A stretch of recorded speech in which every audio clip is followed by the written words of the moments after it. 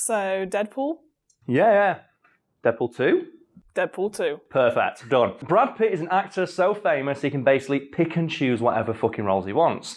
Something. Oh, God damn it, who's texting me? I'll get... So unprofessional.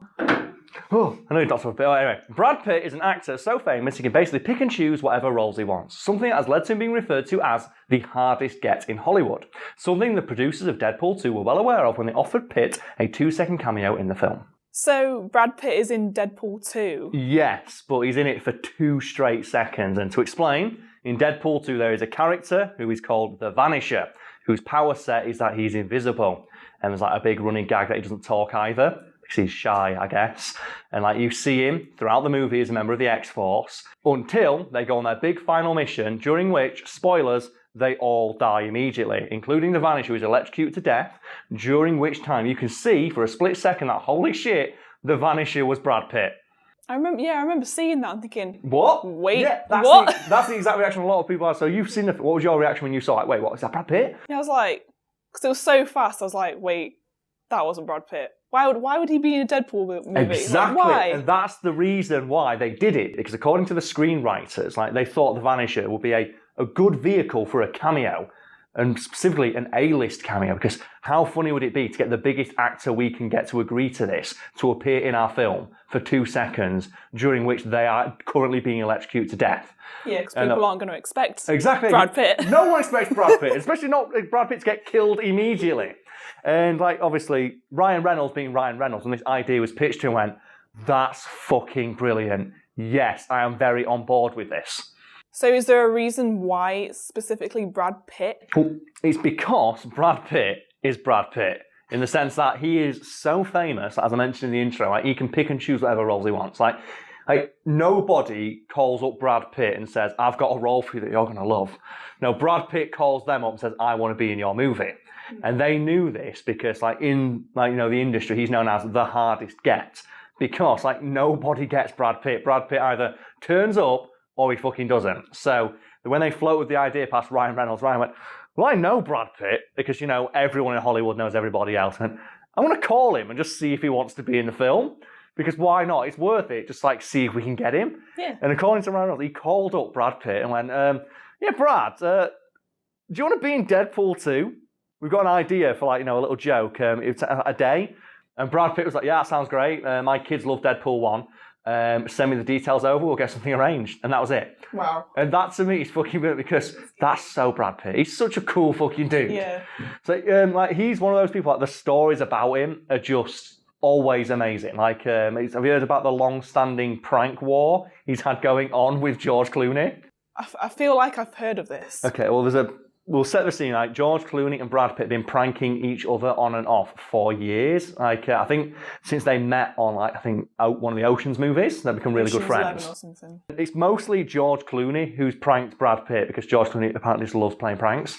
And the one that I really like is that he got a load of stationery with Brad Pitt's name on it and sent out letters to other Hollywood celebrities, ostensibly from Brad, and basically just saying, "Oh, I loved you in this movie." But he'd compliment their worst movie.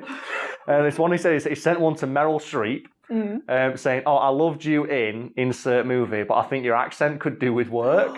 Here's the number for the accent coach I had for Troy." Do you know the film where he can't do an accent?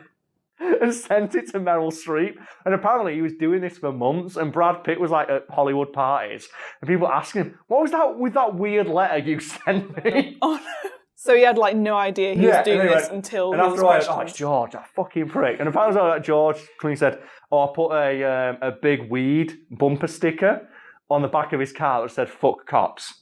Oh, no. Because there's no way you drive around Hollywood with that without getting pulled over. Yeah. And Brad Pitt was getting pulled over every day for 3 weeks on the set of one of the Ocean's movies and complaining about it until one of the extras went, have you looked at the back of your car? And, oh, damn it, George, why are you doing this? Surely when he's being pulled over, the cop would be like... No, I think they're just doing it because, no, fuck this guy. And then they realise, holy shit, it's Brad Pitt. Yeah. I think that's what was happening. They see the bumper sticker, fuck this guy, pull him over, oh my God, it's Brad Pitt. And then just get an autograph and then leave. But... Oh man, the best, this isn't anything to do with Brad Pitt, but the best George Clooney one he's ever done. It's my favorite. You'll like this as well because it's got a cat in it.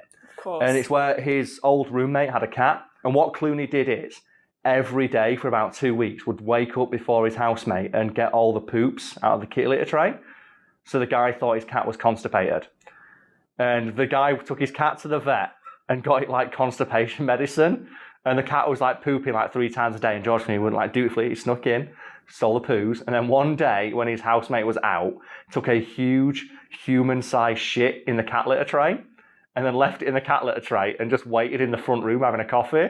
And he said, and I quote, like my housemate came in, went into the bathroom where the cat litter tray was and just said out loud, "Oh no, kitty." Because, Nisha, you've got cats, haven't you? Yeah. Imagine going to your cat litter tray and you just saw a full human-sized log just in the cat litter tray and just your cat looking up at you going, "Meow." I'd be majorly concerned at the point. It's the fact the guy thought the cat was constipated.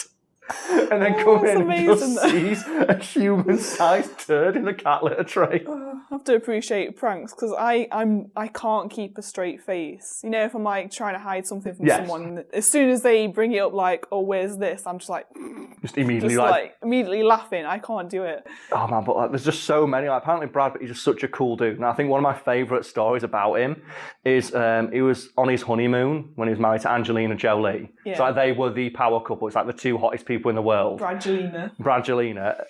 On their honeymoon, the people in the hotel rooms below and above them and to the sides complained because they had loud sex for like 5 hours straight one night. And I just remember reading that headline and going, just like, well fucking played. 5 hours. So that's the 2 hottest people on the planet in the same room at the same time. What do you expect them to be doing? I'd be annoyed if they weren't. It's like, it's that famous quote, it's like that old joke, isn't it, when someone goes on their honeymoon and they come back and they have a tan. Yeah. And it's like, what are you doing there? What were you doing outside of the hotel room? Exactly. But that story always gets there. You got like, what a feather in your cap that is. Of just like, I got kicked out of an hotel once because I was having loud sex with my incredibly hot wife. Oh man, what a lad. I noticed the article's title mentions something about a coffee and breaking a record. Yeah, so we'll discuss the coffee first. And obviously Brad Pitt was coming in for one day. I think this is a 2-second cameo. It didn't take that long to film. Apparently it was done in a single afternoon. And like the story goes, that Brad came in, they put him in like a rough costume, because obviously it's all going to be CGI'd on later, filmed a few shots, and then fixed the rest in post. And obviously, you still need to be paid, even if you are only doing like a day's work and you're doing it as a favour to a friend. And Ryan Reynolds, he asked, "What do you want?" And he responded, "Oh, a cup of coffee." And there's been a few like bits of misinformation about this. I think some like versions of the story, like reported in newspapers, said, "Oh, Brad Pitt wanted a Starbucks coffee hand delivered by Ryan Reynolds himself." Some even say like he had to do it in the Deadpool costume. But no, according to Ryan Reynolds himself, like Brad said, "Just bring me a coffee when I'm there filming, and we'll call it quits." Essentially doing the whole thing for free because he's just that much of a bro. And someone out there might be thinking, well, yeah, it's one day's work, but remember, this is Brad Pitt. This is one of the most in-demand, like A-list actors on the planet. Like getting him for an afternoon is no easy feat, and they did it in return for like just a cup of coffee from the fucking food cart that was out in like the parking lot for like the extras. Like he just rocked up for a day and did the filming. Rather than being paid like thousands. We could have done it. He could have like alternatively worked for scale, which is like Hollywood's before. I'm going to work for the minimum that the union will let me work for, which is usually a couple $1,000. But no, fuck it, cup of coffee. And that to me is super fucking cool. It reminds me a lot of Danny Trejo. So are you familiar with like his work at all? No, I'm not sure. He's the big scary Mexican man. He's Machete. Oh. Yeah, if you see a picture, you'll know the fuck he is. And he's in a similar boat to Brad Pitt, where he's famous enough where if he picks up his phone and says he wants to be in a movie, he can be in a movie. Oh. Hi, Lucas. Hi, Lucas. Hi. Hi. Do you know anything about Danny Trejo? No. That's a look. That is a look. That would be very helpful if you do. But anyway. He's in Spy Kids, right? Yeah. There we go. Oh yeah, fun fact. The character Danny Trejo plays in Spy Kids is the same one he plays in Machete. Machete Cortez is the same character. So which means that the Spy Kids universe and the Machete universe exist in the same thing. Anyway, Danny Trejo, even though he's a big dick actor and he can he appears in a lot of big movies and he gets paid very handsomely for appearing in these movies and these minor roles that he does, apparently really enjoys just being in student films. And he has like this standing offer to, if you call me up Like, if you call up my agent and you're a student in an area that I happen to be in, and you want me to come in for a day of filming, I'll do it for free to help lend some some weight, some gravitas to your student film. That's really helpful because what used to make me laugh about student films is obviously no one can act. No one can act because in our course we all used each other, and obviously we weren't actors, we were the filmers, so we just exactly. It'd be really terrible to have someone who can actually act.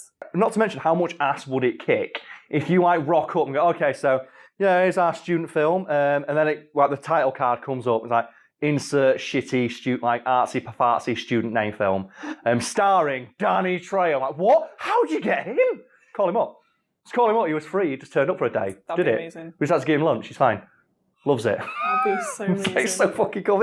I think Bill Murray does that as well. Yeah. Like, Bill Murray doesn't have an agent. He just has an 0800 number that you call and then just pitch ideas to him. And if he checks it infrequently, but if he does, and he happens to like your project and he's in the area, he'll turn up.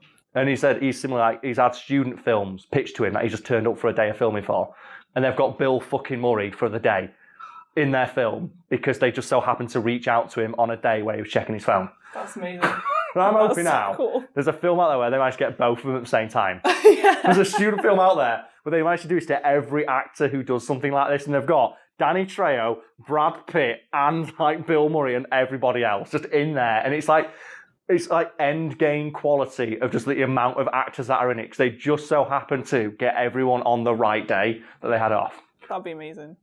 I just think, speaking of cameos, I've been watching How I Met Your Mother and noticed a lot of really random people in that, like Britney Spears and Katy Perry. And it's a similar deal where they have one day. Yeah. They'll say, I've got one day where I can come in, and they'll film all their scenes in one day.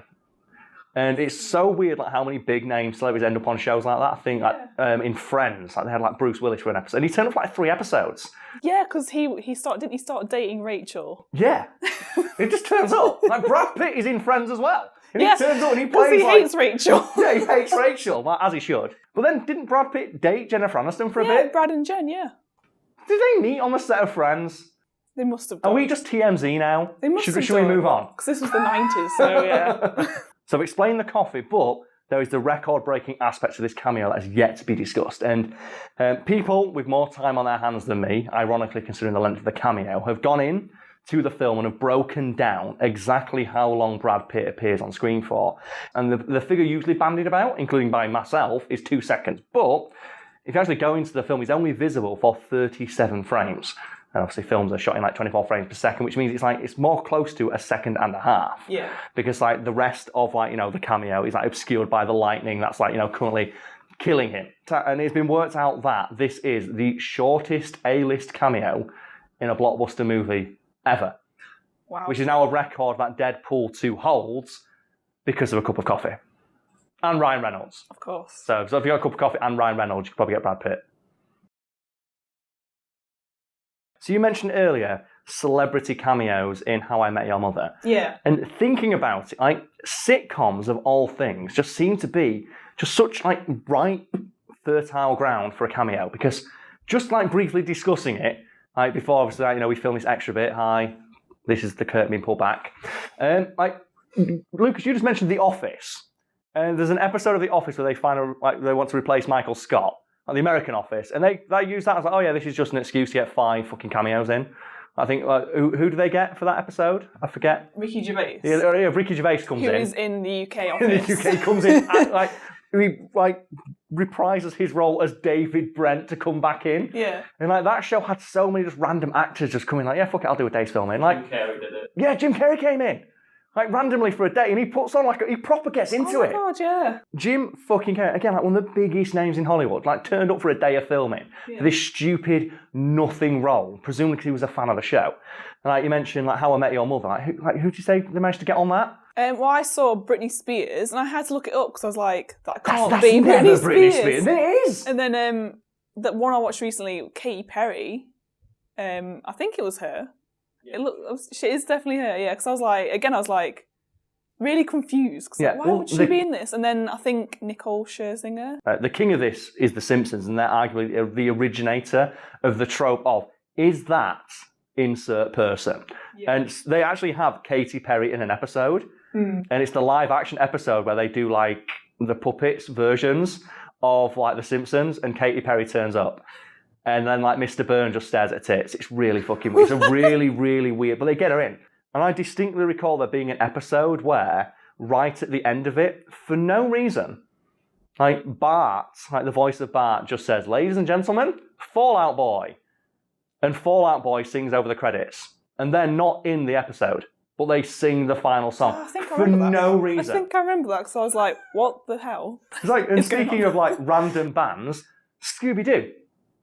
Scooby-Doo have so many, like, don't Simple Plan turn up in an episode of Scooby-Doo? I know They sing the song, don't they? They sing like the What's New Scooby-Doo, they sing the theme song. And keeping in a similar vein, like South Park, when they parodied Scooby-Doo for like the Spooky Pirate Ghost episode, they get Korn in. And they have potentially what is my favourite joke in South Park, where they go, "Form of corn." And they all just turn into corn. And I just found that really funny for some reason. And they all did the voices again. That's amazing. And that cracks me the fuck up. And then we South Park got the Chef Aid episode, where they have like everybody in it. I think they have like Meatloaf and all that shit just randomly come in for like one like line. And they attribute all their success to Chef. Because originally Meatloaf wanted to go couscous. So nobody likes couscous. Hey, have some meatloaf. It's all cool. Bring it back to Scooby-Doo again. Okay, I know you've not watched Supernatural, but they did a crossover with Scooby-Doo as well, which was really good because I remember like one of the main characters, Dean, he fancies Daphne, and who doesn't? The entire time he's just trying to get to Daphne. Do you know what that says to me though? That whoever that character is a fucking like he's a coward because it's Velma.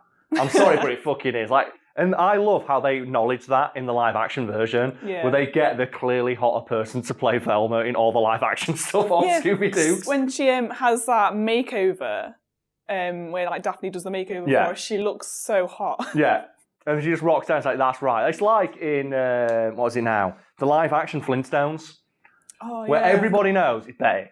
Yeah, Betty is the one, and I forget who they get to play, but like no.